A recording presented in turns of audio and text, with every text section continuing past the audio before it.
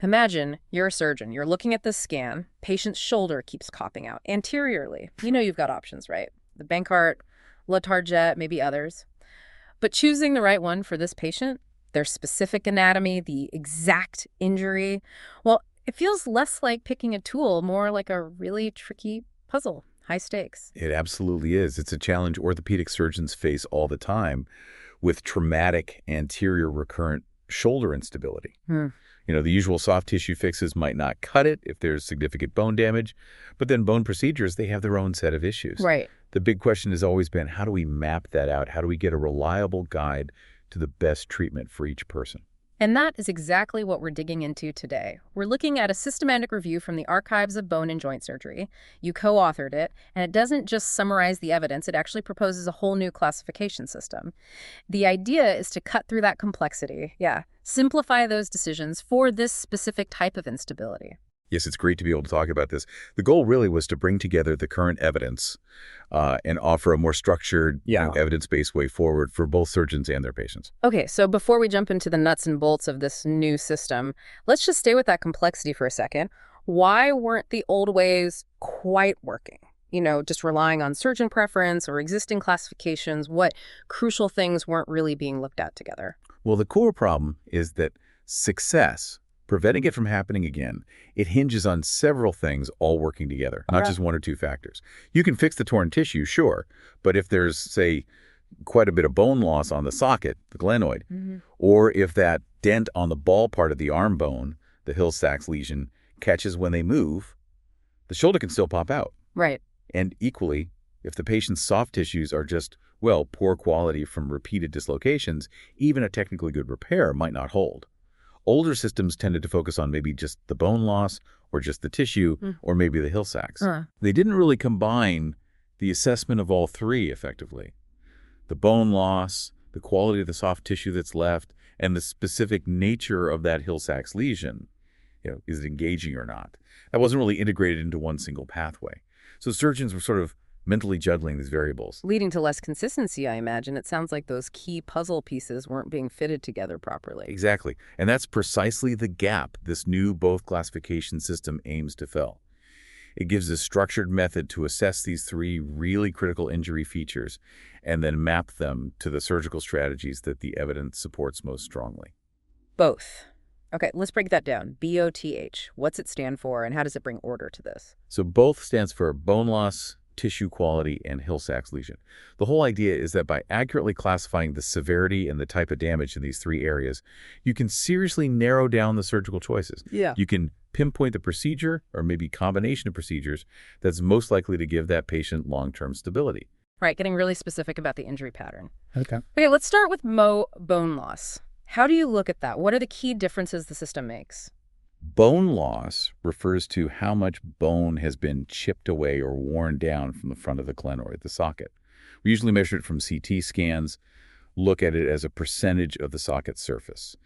And the research, which lines up with what's already known, points to a key threshold, often around 15 to 20%. Okay. Damage below that level. We call that subcritical bone loss. More than that is critical bone loss, and that distinction is really fundamental because critical bone loss usually means you have to add bone back to make the socket stable again. Subcritical loss, well, you might manage with just soft tissue work, but it depends on the other factors. Okay, so BO is subcritical or critical, around that 15-20% mark. Got it. Yeah. Next up to tissue quality. What's being assessed there? PEACE looks at the quality of the labrum and the capsule at the front of the shoulder. They're the main soft tissue stabilizers, like a bumper and a strong hammock holding the ball. If they've been torn repeatedly or they're stretched out or maybe just naturally a bit lax, well, they can't stabilize things properly. So we classify this quite simply as good or poor. Good or poor, okay. Good quality you typically see after maybe a first or second dislocation, someone without that underlying looseness. Poor quality is more common after lots of dislocations. The tissue is just degraded, worn out, can't really do its job as a primary stabilizer anymore. So tease about how resilient those soft tissues are still up to the job or basically worn out. Makes sense. And finally, Hill-Sachs lesion. You mentioned it's a dent, but the classification isn't just if it's there, it's about this on-track versus off-track thing. Precisely. A Hill-Sachs lesion, that's a dent on the back of the humeral head, the ball. It happens when it hits the glenoid rim during a dislocation. Right. But the really critical thing, and this builds on some very important work in the field, is whether that dent engages or catches on the front edge of the socket when you move your arm into certain positions, like reaching up and out. Ah, I see. If it doesn't catch, doesn't lever the joint out, we call it noon track. But if it does engage, acts like a sort of cam forcing the joint out, then it's off track. And an off-track Hill-Sachs is a major driver of instability. It needs specific treatment, really regardless of the other factors. So the BoTH system puts these three things together: bone loss, subcritical, tissue quality, good, poor, and Hill-Sachs, noon track, off track. That defines the specific injury patterns. And this is the map you were talking about guiding the treatment. Let's piece it together. What does BoTH type 1 look like? Type 1 is probably the most straightforward scenario. You've got subcritical bone loss, less than that, 15–20%. You've got good tissue quality, and the Hill-Sachs lesion is noon track. So the main issue here is the initial soft tissue tear from the dislocation, but the basic structure and tissue strengths are still pretty sound. And based on your review, what's the recommended path for type 1? For type 1, the evidence strongly supports a standard Bankart repair. This procedure just anatomically fixes that torn labrum, tightens up the capsule. It essentially restores the soft tissue bumper. Since the bone's okay, tissues are good, Hill-Sachs isn't causing trouble, just fixing the soft tissue damage is often enough to get stability back. Okay, that makes sense. Fix the main problem if the foundations are solid. Now, type 1 plus area, that little plus suggests something extra is going on. Exactly right. Type 1 plus still has that subcritical bone loss and the good tissue quality, just like type 1. But the key difference is an off-track Hill-Sachs lesion. So you still have good tissues, not much bone loss on the socket, but that dent on the humerus is actively making it unstable because it's catching on the glenoid edge. So you need to fix the tissue and deal with that engaging Hill-Sachs. What does the system suggest then? For type 1 plus area, the recommendation is a Bankart repair plus a remplissage. Remplissage is a technique where we take the infraspinatus tendon from the back of the shoulder and stitch it into that Hill-Sachs dent. It effectively fills the hole, stops it from catching or engaging on the glenoid when the arm moves, so it gets rid of that specific way it was redislocating. Fascinating. So remplissage deals specifically with that off-track Hill-Sachs when bone loss and tissues are otherwise all right. Okay, let's move to type 2. How does the picture change now?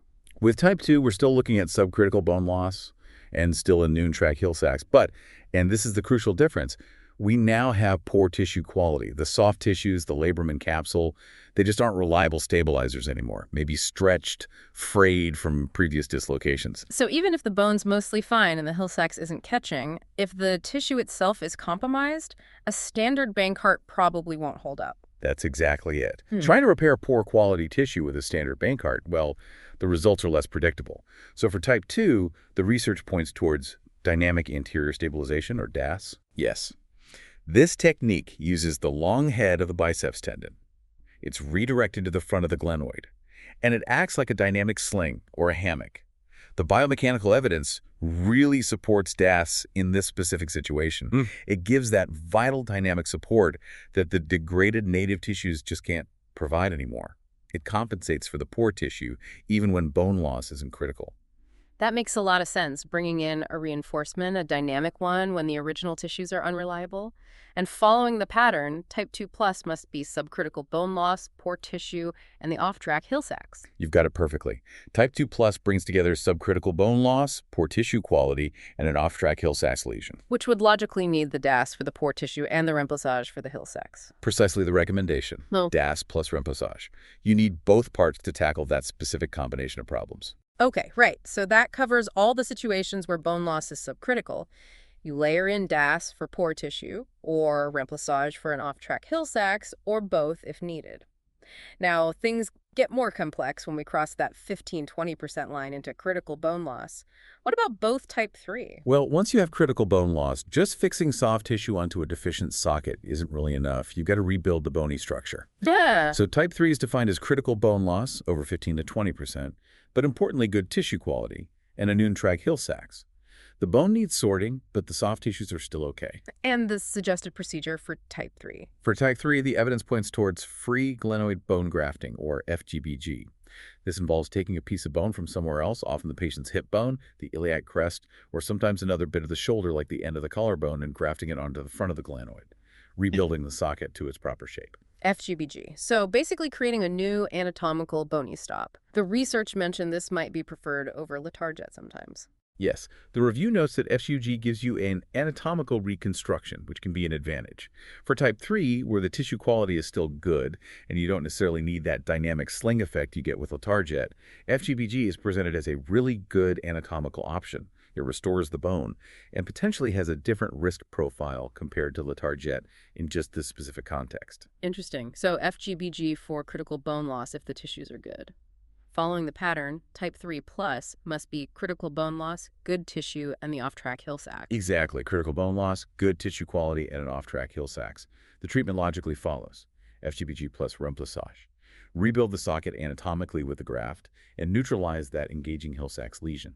All right, nearly there. 2 types left. Type 4, critical bone loss again. What about the tissue and Hill sacs here? Type 4 is where you have the double whammy. Yeah. Critical bone loss and poor tissue quality, but the Hill sacs lesion is noontrak.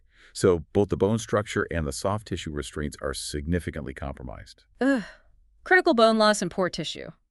This sounds like classic territory for the Latarjet procedure, doesn't it? Precisely. Latarjet is the recommended treatment for type 4. This procedure, as you know, transfers the coracoid process, that bony outcrop, from the shoulder blade along with its attached muscles, the conjoined tendon, to the front of the glenoid.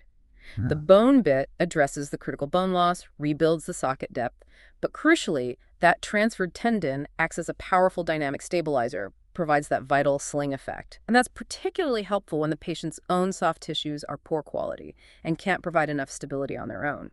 So Latarjet tackles both issues, the missing bone and the poor tissue, even though it's not strictly anatomical. The research did mention its risks, though. It did. The systematic review acknowledges Latarjet, while highly effective, is definitely more complex than a straightforward bank card. It has a known learning curve, and, as the evidence we reviewed showed, it can have complications like infection or nerve issues, potentially at higher rates than, say, FGBG or Bankart when used in the right situations. Which, again, just highlights why matching the procedure to the specific injury pattern, like BoTH aims to do, is so important. Understanding the trade-offs. Okay, and finally, type 4 plus cell. The most complex picture. Type 4 plus is critical bone loss, poor tissue quality, and an off-track Hill sacs lesion. You've got significant bone loss, unreliable soft tissues, and that engaging dent on the humeral head. The full house, if you like. Latarjet, again, I assume, because of the bone loss and poor tissue. What about the Hill sacs in this case? It's Latarjet, yes, often plus remplissage. Even though Latarjet provides significant stability, especially with that sling effect, if you have a really large off-track Hill sacs or very severe glenoid bone loss, adding remplissage can give that extra bit of security. It neutralizes that specific engaging mechanism, even on top of the Latarjet, kind of a belt and braces approach for the toughest cases. Wow. Okay, walking through those types really clarifies the logic behind each treatment choice when you look at all 3 factors together. Just to quickly recap the roles of those, let's call them advanced techniques. Remplissage seems to be the go-to for that engaging the off-track Hill sacs, no matter the bone or tissue situation. Generally, yes, it addresses that specific mechanical issue. And DAS comes in to give that crucial dynamic support when bone loss is subcritical, but the soft tissues are poor. Correct. It compensates for the poor native tissue. And FGBG is presented as the anatomical bone block choice for critical bone loss, especially if the native soft tissues are still good and you want that anatomical restoration. That's an excellent summary of their specific roles in this framework. The real strength of both is precisely the guiding the surgeon to pick which tool or combination of tools fix the exact mix of bone damage, tissue integrity, and humeral head issues. It feels like it takes something that was maybe a bit subjective and gives it an objective, evidence-based structure, a roadmap, really. It aims to simplify things for surgeons and hopefully lead to a more personalized approach for patients, matching the fix directly to their injury, which surely has to mean better outcomes, fewer redislocations down the line. That's certainly the intention. By standardizing how we assess these injuries and linking that assessment directly to procedures backed by the best available evidence, the hope is definitely to improve consistency and optimize outcomes for patients.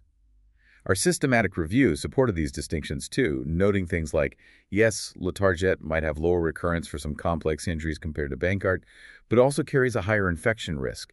It reinforces that need for careful patient selection based on the specific injury pattern. And biomechanical studies also back up the reasoning for using techniques like DAS and those specific poor tissue scenarios. So the core message seems clear. Treating traumatic anterior recurrent shoulder instability isn't one size fits all. But this BoTH classification offers a really powerful framework. By carefully looking at the bone loss, the tissue quality, and the Hill-Sachs lesion, surgeons can navigate the options Bankart, DAS, FGBG, Latarjet, often adding remplissage to hopefully deliver a surgical solution tailored precisely to your unique injury pattern. It provides that clear path through the puzzle. It helps turn a complex clinical judgment into a more structured, evidence-informed process. And that leaves us with a final thought to ponder. How does creating this kind of detailed classification system, one that meticulously breaks down a complex problem into its key parts to guide action, mirror the way we perhaps need to tackle complex decisions in other professional fields, especially when dealing with lots of variables and significant potential risks? It's a very relevant question, well beyond the operating theater. Indeed. If you found this deep dive useful, please do think about rating and sharing it. It really helps other people find these discussions. Thank you for the opportunity to explore this research today.